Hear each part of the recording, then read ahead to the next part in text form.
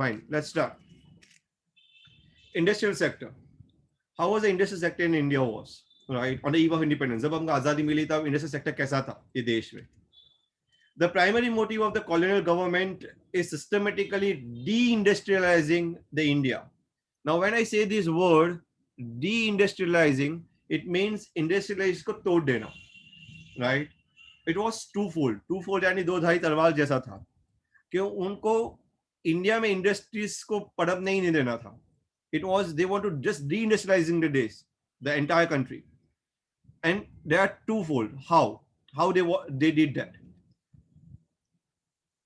First, to reduce the India to the status of mere the exporter of the important raw materials. उनको India का status सिर्फ raw materials के export करने में लगा देना था. यानी जितने भी रॉ मटेरियल्स इंडिया बनाती है वो सिर्फ वो ब्रिटेन में एक्सपोर्ट कर दे. उनको ये कभी नहीं चाहिए था कि इंडिया अपने ही रॉ मटेरियल्स अब खुद यूज करे, क्योंकि अगर ऐसा करेंगे तो इंडिया में एम्प्लॉयमेंट बढ़ जाएगी. उनको तो एम्प्लॉयमेंट बढ़ानी थी अपनी देशों में, राइट? अपने देश को इंडस्ट्रियलाइज करना था, ज्यादा से ज्यादा इंडस्ट्रीज वहां पे डेवलप करनी थी, और इसीलिए इन्होंने इंडिया को सिर्फ रॉ मटेरियल्स का एक्सपोर्टर बनाया और उसका स्टेटस बहुत लो कर दिया. That's number one, right? क्यों? Because there were some upcoming industries in Britain. If you look in here, there is a photograph that was one of the oldest photograph of 1800s, जहां पे उस जमाने में industries कैसे थे वो दिखाया जा रहा है. I am just a little bit zooming it so that you can see the photograph a little bit clearly, right?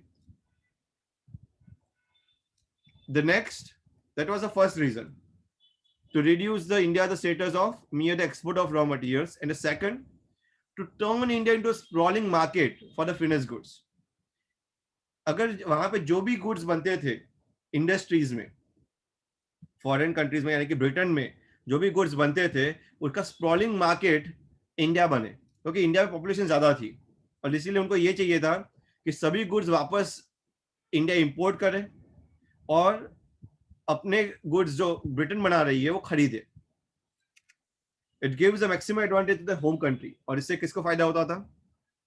उनकी होम कंट्री को. That's the maximum advantage. Now why they did this?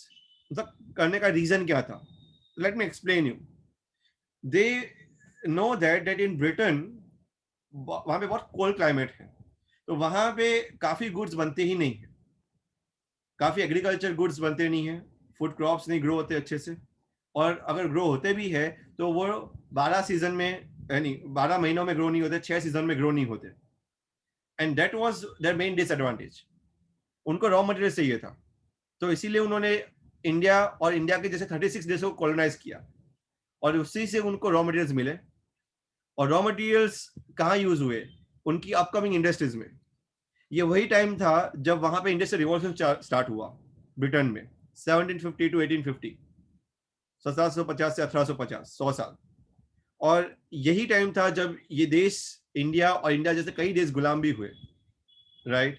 Because they want for their sprawling industries to grow, they want to give the employment to their people, and ultimately those goods are being imported by the Indian subcontinent. I hope you are getting this. समझ में आ रहा है सबको? किसी को भी समझ में नहीं आता है, please raise your hand while I am teaching. So you are free to raise your hand, right? You cannot speak directly, but you can raise your hand so I can get to know, okay, you had a doubt, so I'll come to you. Fine? आ रहा है सबको समझ में? Archi, Hetvi, yes? Yes. Okay, good, beta. Fine. Let's move. So, कभी भी पूछा जाए कि what were the two-fold motives of deindustrializing the country? The first was to reduce the India's status of raw materials exporter, and second, to make India a sprawling market for the finished goods. Let's get back to the next point. The country's world-famous handicraft industries declined. India handicraft के लिए जग मशहूर था और ये handicraft industries गिर गई. It effect in two ways. जैसे दो तरीके से अफेक्ट हुआ. जैसे ही हैंडीक्राफ्ट इंडस्ट्रीज की गिरावट हुई, इंडिया में मैसिव अनएम्प्लॉयमेंट आया. क्योंकि लोग इंडिया में आज तक जो बेचते थे वो हैंडलूम हैंडीक्राफ्ट चीज ही बेचते थे जो दुनिया भर में प्रचलित थी, जानी जाती थी. But now because of the falling of the handicraft industries, there was a massive unemployment happened in the country. And second, the people were deprived of locally made goods. लोगों को स्वदेशी गुड्स नहीं मिलते थे. They were deprived now. They didn't get the goods that India is making. Whatever the goods they are getting is now the foreigners are making. The Britain is making. And here I've just given you a picture of what kind of the handloom handicraft we are still making in our country, right? Demand of those goods was profitably met by the increasing imports of the cheap manufactured goods from Britain. India में जितना भी handloom handicraft बनता था वो तो बनना कम हो गया और उसकी जगह पे क्या हुआ, मैन्युफैक्चर गुड्स जो थे ब्रिटेन के चीप वाले सस्ते वाले वो इंपोर्ट करने लगे हम. So that was our drawback. This is a picture which shows what happened. For example, India कैसे खुआर हो गया, इंडिया कैसे बर्बाद हो गया. Let me explain you. India में उन्होंने यूके की कॉलोनी बना दी. फॉर एग्जाम्पल, इंडिया क्या करता था, कॉटन ग्रो करता था और कॉटन को एक्सपोर्ट करता था. कहाँ एक्सपोर्ट करता था? यूके. और यूके में ये कॉटन से कॉटन टेक्सटाइल यानी कि उसका कापड़ बनता था, पैंट शर्ट बनते थे. And they again going to import by the India. तो कहने का मतलब जब ये एक्सपोर्ट होता था इंडिया से रॉ कॉटन तो इंडिया को कोई पैसा नहीं मिलता था उसके सामने. They were just snatching away. But at a time when we are importing, when the country is importing, this British colony pay a huge amount to the Britain. और इसी वजह से इंडिया में जितना भी सोना था, जितने भी पैसे थे, they are just transferred to the Britain. So this is how Britain looted the country, or Britain colonies looted India. Progress of modern industry remained very slow. India में जब मॉडर्न इंडस्ट्री की हम जब बात करते हैं तो उसका प्रोग्रेस बहुत ही कम था. इनिशियली स्टार्टिंग में अगर हम देखने जाए तो द डेवलपमेंट जो भी था इंडिया में that was confined to cotton industry. There are two industry, one is called cotton, second is jute. अब ये कॉटन इंडस्ट्री जो थी वो इंडियंस लोगों के हाथ में थी. और ये कहाँ बनती थी? गुजरात एंड महाराष्ट्र में. जो आज भी हम देखते हैं इंडिया में, राइट, तो गुजरात और महाराष्ट्र में आपको मैक्सिमम कॉटन और टेक्सटाइल इंडस्ट्री आपको दिखेगी. Even Surat, you can see the Surat is a hub of a textile industry right now also, right? Even Maharashtra, even Ahmedabad was called the Manchester of India. You know Manchester? Manchester was the place in Britain where exquisite type of cotton has been made. बहुत अच्छी तरह का cotton बनता है वहां पे. तो अहमदाबाद है, सूरत है, वहां पे मैक्सिमम कॉटन इंडस्ट्री ग्रो करी. And second, jute industry. You might be knowing about this jute thing, right? जो आपके डोरमेट होते हैं ना, जो जूट के बनते हैं, जिससे आप पैर से या आपके बूट जो गंदे होते हैं उसको रगड़ के आप घर पे प्रवेश लेते हो, तो वो जूट होता है. लेट मी टेल यू, ये जूट इंडस्ट्री किसके हाथ में थी? ब्रिटिश के हाथ में थी. और ये कहाँ पे उसका विकास हुआ? बंगाल में. लेट मी टेल यू, उस जमाने में आपको विश्वास नहीं होगा कि लोग जूट के कपड़े पहनते थे. This is just a trivial knowledge. आपको एक बात बताऊं कि जूट की चीज अगर आप पहनोगे तो आपको चुभेगी पहले स्टार्टिंग में. You will not like to wear it. But ऐसा बोला जाता है कि जूट की चीज जितनी पुरानी होती है उतनी ही वो स्मूथ होती है. यानी जूट का शर्ट, ये कॉटन के शर्ट जो है आप धोगे तो लेट्स से इन 2000 वॉश और 2500 वॉशेस वो फट जाएगा. पर जूट के कपड़े अगर आप वॉश करोगे तो 100 साल तक भी फटेगा नहीं. 100 years, yes, you heard me right, वो नहीं फटेगा. एंड जैसे ही वो पुराना होगा तो आपको वो पहनने के बाद आपको गर्मी के सीजन में अंदर ठंडक लगेगी और ठंडी के सीजन में अंदर गर्माहट लगेगी. This is how the jute is. But now no one is wearing jute, right? Because jute के कपड़े आज कोई बनाता भी नहीं है और पहनता भी नहीं है. पर एक जमाने में इंडिया में पहने जाते थे. The first basic industry India में जो आई, right, was at the beginning of the 20th century. और वो कौन सी थी? Tata Iron and Steel Company, TISCO. It was incorporated in 1907. And ये जो पिक्चर आपको मैंने यहाँ पे बताया है, that was a famous industrialist, Jamsetji Nasirwanji Tata. He was a pioneer of Tata. वो पहले चेयरमैन थे टाटा के, और यही जो बंदे हैं जिन्होंने 1901 में होटल ताज का निर्माण किया था मुंबई में. अगर आप मुंबई गए हो और होटल ताज आपने देखी है, then you get to know. A few other industries came up after Second World War. Second World War जब खत्म हुआ तो कुछ और इंडस्ट्रीज भी आए.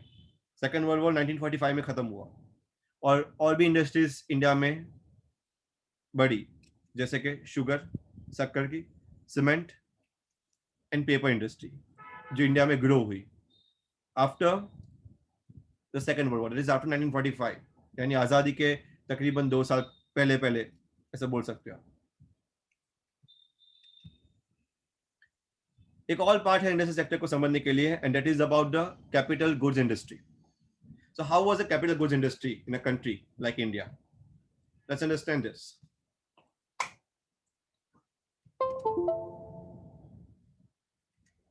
Just a minute. There was hardly any capital goods industry developed on the eve of independence.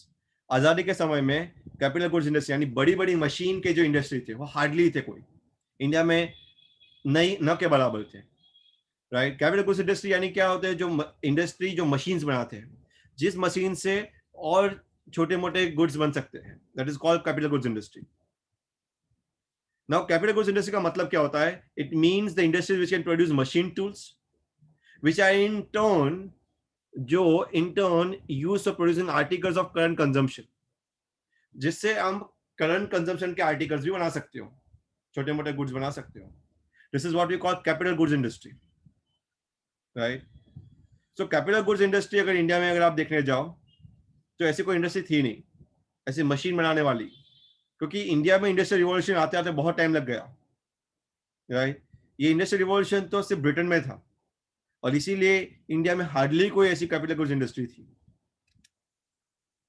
There was very small growth in the new industrial sector. Its contribution of GDP, यानी new industrial sector को बनने में और उसका contribution GDP यानी हमारी national income को contribute करने में बहुत समय लग गया. ये कुछ पहली इंडस्ट्रीज जो इंडिया में विकसित हुई थी कैपिटल गुड्स इंडस्ट्रीज, इसका फोटो मैंने, ऐतिहासिक फोटो, हिस्टोरिकल पिक्चर मैंने यहाँ पे लगाया हुआ है, आप देख सकते हो. This was a turbine basically. Let me tell you, ये पिक्चर भी किसका है? टर्बाइन का पिक्चर है. टर्बाइन यानी जिससे आप इलेक्ट्रिसिटी को प्रोड्यूस कर सकते हो, ये उसका पिक्चर है. There was very limited area of operation in the public sector. Public sector यानी सरकारी सेक्टर में सरकार की कंपनी भी बहुत कम थी, यानी सरकार के पास भी इतनी सारी कंपनियां नहीं थी जो चला सके. और अगर हम पब्लिक सेक्टर की बात करें तो this sector was confined only to railways. सरकार के पास रेलवे हाथ में थी. रेलवे इवन आज भी सरकार के हाथ में ही है ज्यादातर shares. Power generation, communication, ports and other departmental undertakings, ये सब कुछ सरकार के हाथ में था. यानी सरकार के पास कुछ चुनिंदा इंडस्ट्रीज हाथ में थी, railways, power generation, communication, ports and some other departmental undertakings. उसके अलावा कुछ नहीं. This was only in the hands of the government. Are you getting this? Industry sector समझ में आया सबको अच्छे से? Yes, sir. Okay. If you have any doubt, you can raise the hand in between also. That's fine for you. Fine. Let's move ahead. And let's see the second topic of today. That's a foreign trade. India में foreign trade कैसा था? Let's see to it. ये मैंने बहुत ही एक ऐतिहासिक नक्शा यहाँ पे दिया है, बहुत ही हिस्टोरिकल है, और ये नक्शा जो आप देख सकते हो वो 1st सेंचुरी एडी का है, यानी आज से तकरीबन 2000 साल पहले का. मैं ये नक्शे के आधार पे ये बताना चाहता हूँ कि India was a rich country. India golden sparrow हम इतिहास में तो बहुत पढ़ा है, पर क्या वो वाकई में गोल्डन स्पैरो था? इन नक्शे से आपको समझ में आ जाएगा इंडिया में क्या क्या चीज बनती थी, मिलती थी. You can get to know. India में अगर आप देखोगे तो जो अंपायर्स हुआ करते थे वो इंडो स्किथियन एम्पायर था, राइट. और किंग नंबेनस नाम के राजा रहते थे। ये पहली सदी की बात है। ये उस सदी की बात है जो हम आज बोलते हैं हड़प्पन सिविलाइजेशन में से जो ऑक्सिल्स हमको मिलते हैं, राइट। आप देख सकते हो ये इंडिया, राइट, अलग अलग नाम से जाना जाता है। और उसकी ज्यादातर सिटीज अगर आप देखोगे तो द बैंक्स ऑफ द सी बनी है। और ये सी का नाम क्या था उस जमाने में? Erythraean Sea. It was now called Indian Ocean, पर उस जमाने में अलग ही नाम था। उस जमाने में जो प्रचलित एम्पायर जो था वर्ल्ड में, वो रोमन एम्पायर था, जो यहाँ पे आप देख सकते हो, रोम, राइट। बाकी सब छोटे मोटे एम्पायर्स थे। और इंडिया में सबसे ज्यादा प्रचलन किसका था? If you look in here, जो डार्क ब्राउन किया है वो स्पाइसेस का था। इंडिया से और सम वेस्ट अफ्रीकन देश से स्पाइसेस मिलता था दुनिया को, और कहीं पर स्पाइसेस बनता नहीं था। इंडिया जितना स्पाइसेस एक्सपोर्ट करता था उसके सामने उनको गोल्ड मिलता था, राइट। वाइन की प्रथा, दारू, वो चालू हुई सिर्फ रोमन काल में। तो ये रोमन्स है, जो ब्रिटेन्स लोग हैं, उन्होंने वाइन चालू किया। इंडिया में वाइन का जिक्र नहीं है कहीं पे भी। वाइन वहीं से आया है, दारू की जब बात करते हैं। Even if you look eight Arabian, जब आप देश देखते हो अरेबियन, जो इजिप्ट है, मिस्र की संस्कृति जिसको बोलते हैं हम, राइट, वो भी ज्यादातर कहाँ पे थी? इजिप्ट में। इंडिया में उसके अलावा अगर आप देखोगे तो एरोमेटिक फ्लावर्स बहुत होते थे। यहाँ पे आप देख सकते हो एरोमेटिक फ्लावर्स। इंडिया में अगर आप देखो प्रेशियस स्टोन्स की भी बोलबाला बहुत थी। यहाँ पे भी देख सकते हो आप प्रेशियस स्टोन्स, राइट।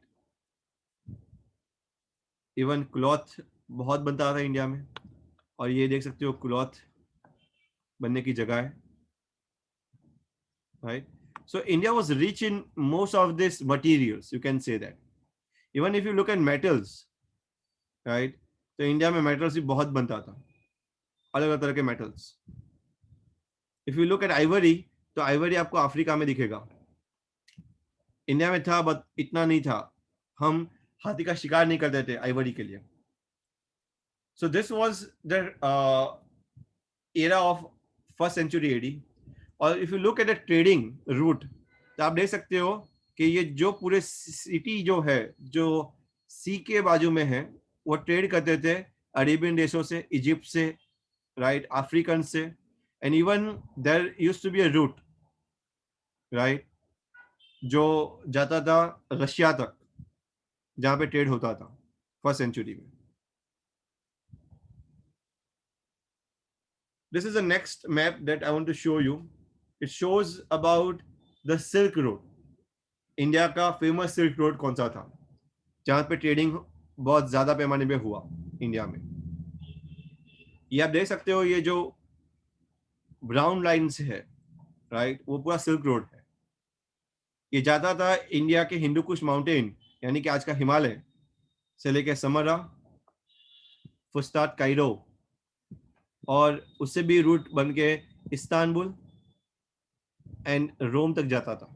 यानी हमारे मरी मसाले रोम तक पहुंचते थे। और अगर आप ईस्टर्न स्टेट्स में देखने जाओ तो जापान में नागासाकी तक जाता था ये। अगर आप वेस्टर्न में देखने जाओ तो it was going all the way to Aden, Mocha and Africa. If you go in the eastern and south east nations, is also go to Rangoon, Java, Sumatra, Bali, South China सी।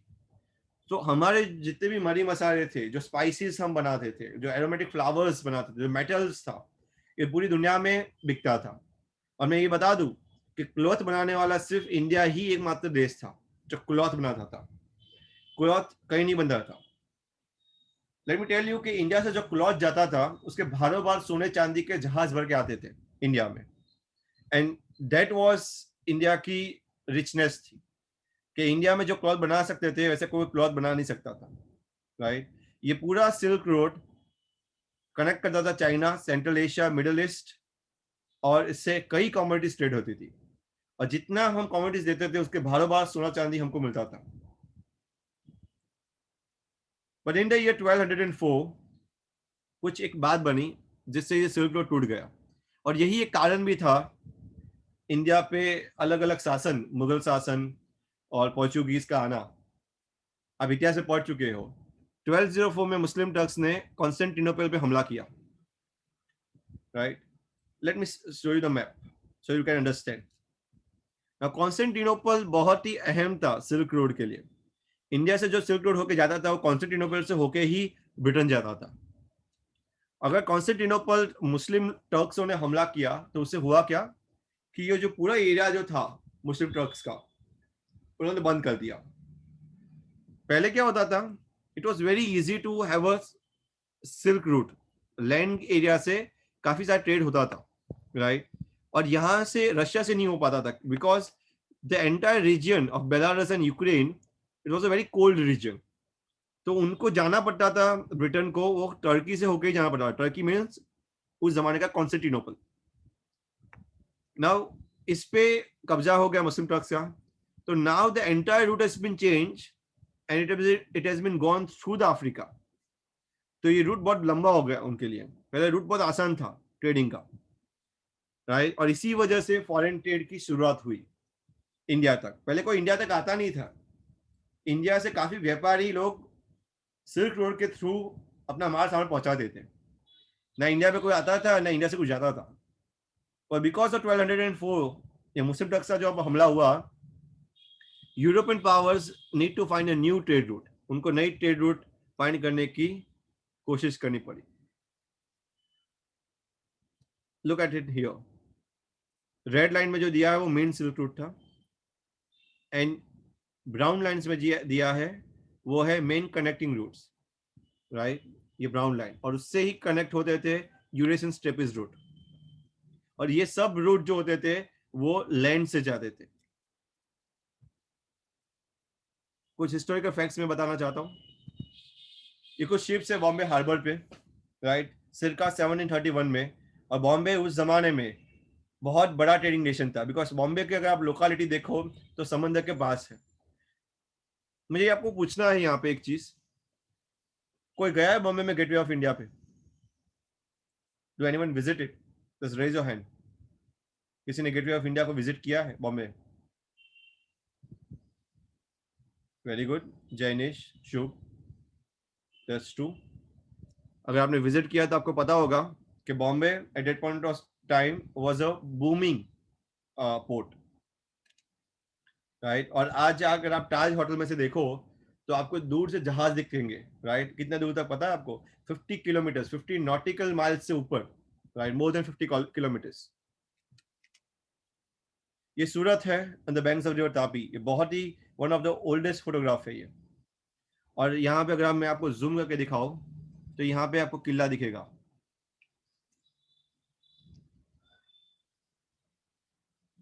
दिख रहा है किला? तापी देखो कितनी बड़ी थी, right? Look at this. जब भी आप तापी देखोगे तो बहुत ही नैरो और बहुत ही पानी भी उसमें सिकुड़ गया है, but that used to be Tapi. India has been, इससे आपको समझ में आता है कि India has been important trading nation since recent times. हजारों साल से इंडिया बहुत इंपॉर्टेंट ट्रेडिंग नेशन रहा था।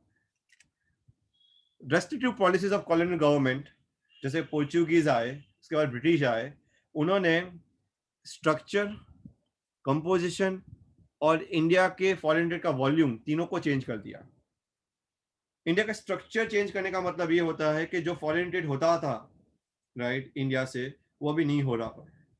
कंपोजिशन, जो कमोडिटीज जाती थी इंडिया से, वो भी कमोडिटीज नहीं जा पा रही, और जितनी मात्रा में जाती थी वॉल्यूम, उतनी भी नहीं जा पा रही। ये एक ऐतिहासिक फोटो मैं आपको दिखाना चाहता हूं यहाँ पे। That was the first time when Vasco da Gama came to India in the year 1498, और उसने किंग जामोरिन को मिला था। This is king Zamorin. और जब ये मिला था तो उसने पन्ना दिया था, पन्ना, पन्ना मीन्स ग्रीन स्टोन दिया था इतना बड़ा, राइट, नजराने के तौर पे, जिससे वो ट्रेड कर सके इंडिया में। बट रेस्ट्रिक्टिव पॉलिसीज उनकी भी थी, और जिसकी वजह से इंडिया खुआ होते गया। उन्होंने काफी वॉर लड़े, काफी इवन पोर्ट्स को कब्जा करने के लिए। अगर आप देखोगे डच में जाते हो, दमन है ना, दमन, दमन सबको पता होगा, दमन देखा है ना। दमन में ज्यादातर अगर आप पॉपुलेशन देखो किसकी है पता है, डच लोगों की, डच यानी Portuguese, right. Diu, Daman and Goa, Goa भी तो आपको पता होगा। तो ये 3 जगह पे पोर्चुगीज की बहुत ज्यादा बस्ती है, राइट।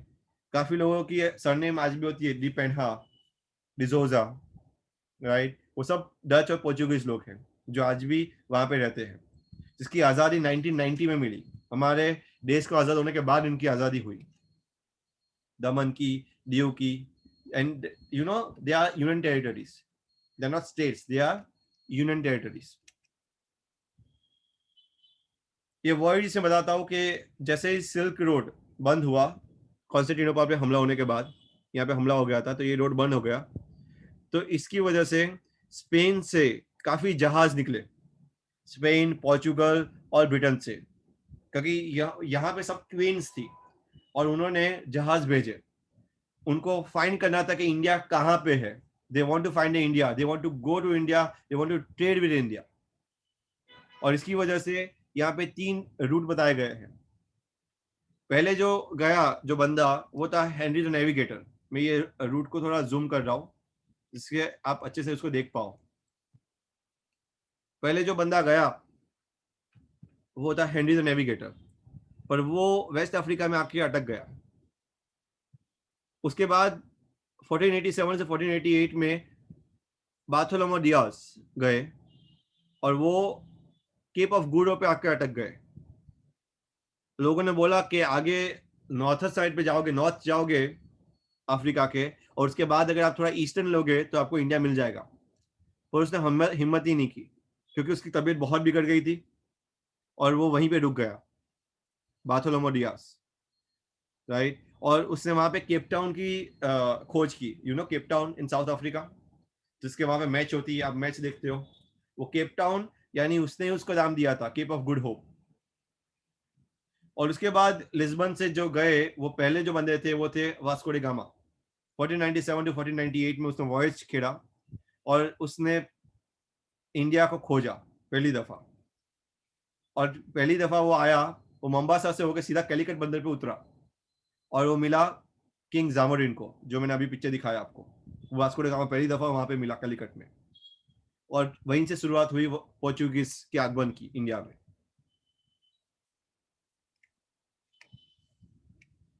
ये वास्को डी गामा का जहाज है 1497 में, जो एक एग्जीक्यूटिव पिक्चर दिखाता है आपको, राइट, कि वो पहली दफा जब आया था। अगर फॉरेन ट्रेड की बात करें तो half of the India's foreign trade was restricted to Britain. India का ज्यादातर ट्रेड जो था वो यूरोप तक ही सीमित था, यानी ब्रिटेन यूरोप तक ही सीमित था। उसके अलावा भी कुछ देशों के साथ हमको ट्रेड किया जाने लगा, यानी उनको परमिशन दी गई, हमको परमिशन लेनी पड़ती थी ब्रिटिश कॉलोनी से, और वो थे चाइना, सिलोन श्रीलंका और पर्शिया ईरान थे। ये 3 देश के साथ परमिशन के तहत उनको वहां पे बिठाया गया। बाद में हुआ सुएज कैनाल का निर्माण, जिन्होंने पूरा तख्ता पलट कर दिया, यानी जो ट्रेड जिस स्लो स्पीड से हो रहा था उसको फास्ट ट्रैक पे बता दिया। ये है सुएज कैनाल। उसकी ओपनिंग हुई 1869 में, और जिसकी वजह से काफी कॉस्ट कम हो गया और ट्रांसपोर्टेशन स्पीड बढ़ा। ये मैं पिक्चर दिखाता हूँ आपको सुएज कैनाल का, थोड़ा जूम करता हूं मैं। ये आप यहाँ पे एरो देख रहे हो सुएज कैनाल का, ब्लैक डॉट दिखाया है। ये जो ब्लैक डॉट देख रहे हो ना, वो कैनाल है। यहाँ पे क्या थी, खाड़ी थी। खाड़ी का मतलब होता है कि वहां पे लो लैंड थी, थोड़ा पानी भरता रहता था और जमीन थी। अभी ये एरिया जो आप देख रहे हो यहाँ पे, राइट, यूरोप, जो आजू बाजू यूरोप है, नीचे अफ्रीका है, राइट, ये पूरा जो एरिया देख रहे हो वो मेडिटेरियन सी का एरिया है। मेडिटेरियन सी का नाम मेडिटेरियन सी क्यों पड़ा, क्योंकि आजू बाजू टेरियन था, टेरियन यानी जमीन थी और बीच में समंदर, और इसीलिए इसका नाम मेडिटेरियन सी पड़ा।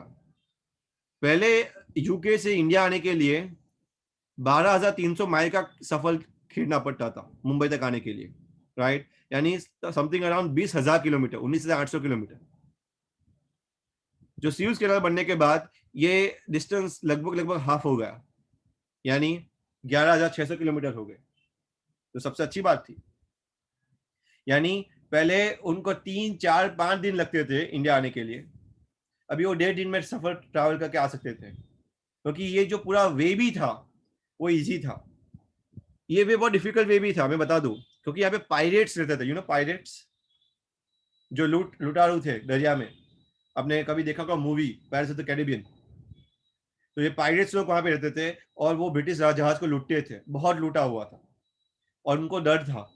1869 के बाद ये सब डर निकल गया और पूरा सी रूट बहुत इजी बन गया। अभी पायरेट्स आ नहीं सकते थे, क्यों? क्योंकि ये पूरा जो एरिया था रेड सी, मेडिटेरियन सी, वो ब्रिटिश के कब्जे में था और यहां से मुंबई जाना बहुत इजी हो गया था।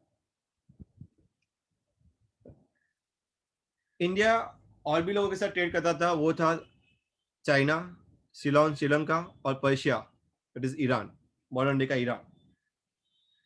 ये बहुत ऐतिहासिक फोटो है अगेन, जब सुएज कैनाल पहली दफा बनी थी, राइट, पुरानी।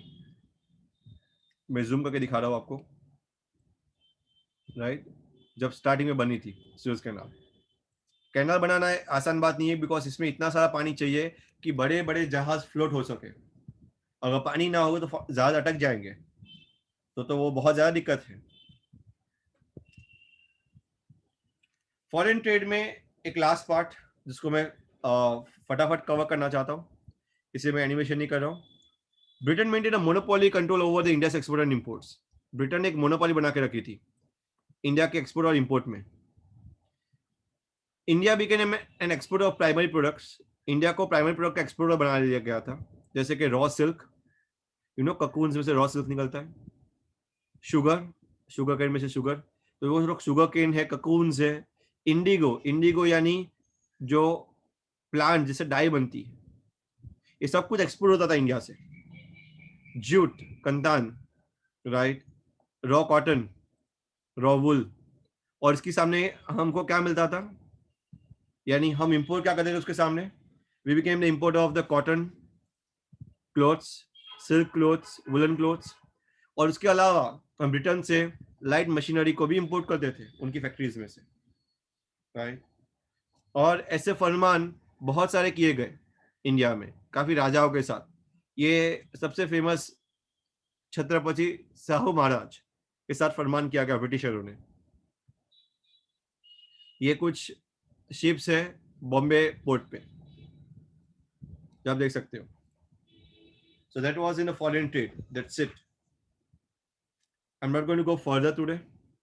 I'm going to stop in here. If you have any doubts, you can ask me.